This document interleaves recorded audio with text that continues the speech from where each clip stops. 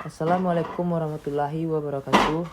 Perkenalkan, nama saya Al-Fadil dengan NIM 230872414. Saya akan menjelaskan tugas perencanaan dan strategi pembelajaran bulu tangkis atau badminton. Pengertiannya, tugas perencanaan dan strategi pembelajaran bulu tangkis melibatkan pengembangan kerangka kerja metodis untuk mengajarkan keterampilan dan teknik olahraga tersebut. Materi ini mencakup tahapan mulai dari perumusan tujuan hingga evaluasi, dengan fokus pada penguasaan teknik dasar dan penerapan strategi permainan. Fungsi pembelajaran. Tugas perencanaan pembelajaran.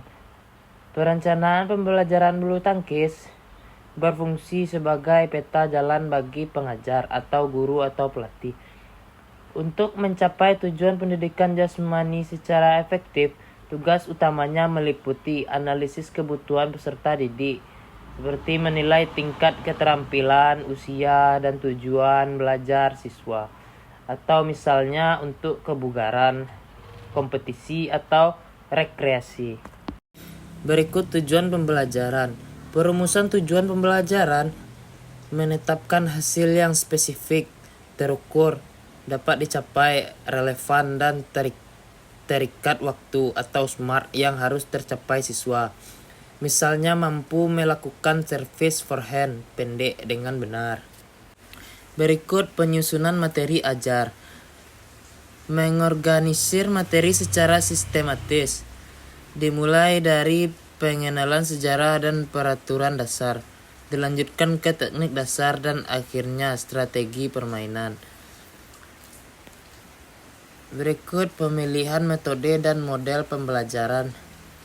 Menentukan cara materi akan disampaikan, seperti demonstrasi, latihan struktur, atau misalnya blok praktek atau permainan modifikasi.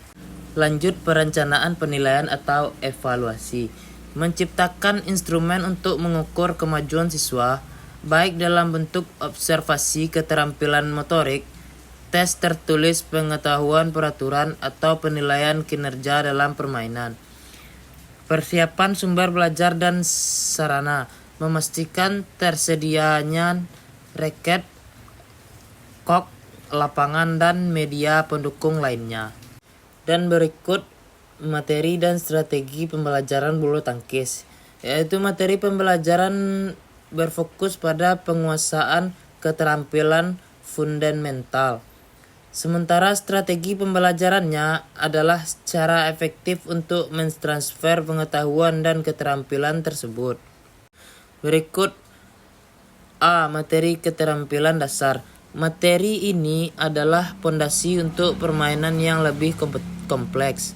Cara memegang raket atau grip, teknik forehand atau seperti bersalaman, dan backhand yang benar, posisi tubuh dan gerakan kaki atau footwork, kesiapan posisi atau stance dan kelincahan gerakan kaki untuk menjangkau setiap sudut lapangan. Service atau service, yaitu teknik servis pendek dan panjang untuk melalui rally.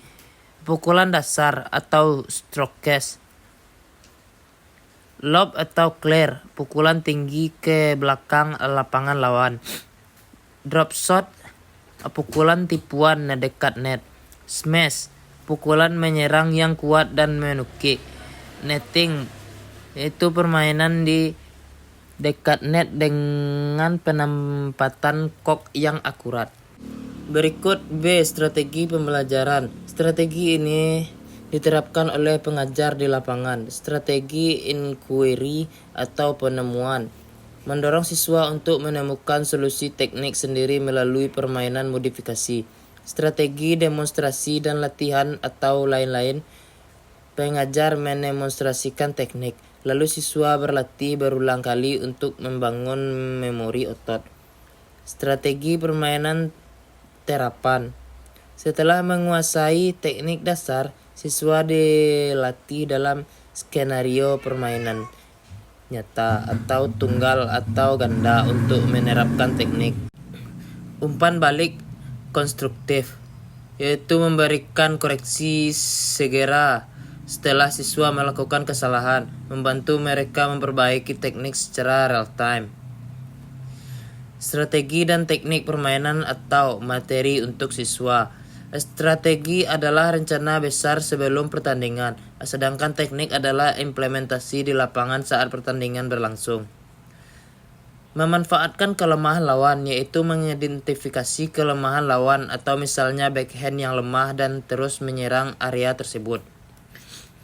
Mengontrol lapangan, yaitu berusaha untuk selalu kembali ke tengah lapangan atau central position setelah memukul untuk siap menjangkau bola berikutnya. Variasi pukulan, yaitu tidak hanya mengandalkan smash, tetapi juga mengombinasikan lob, drop shot, dan netting untuk membingungkan lawan.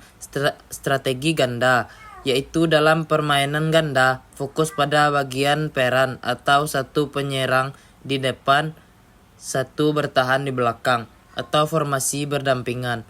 Dengan menguasai materi perencanaan dan strategi ini, pengajar dapat menciptakan proses belajar bulu tangkis yang terstruktur dan efektif. Silabus dan RPP bulu tangkis dapat ditemukan di berbagai sumber pendidikan jasmani. Berikut penjelasan yang saya sampaikan. Saya akhiri dengan Assalamualaikum warahmatullahi wabarakatuh.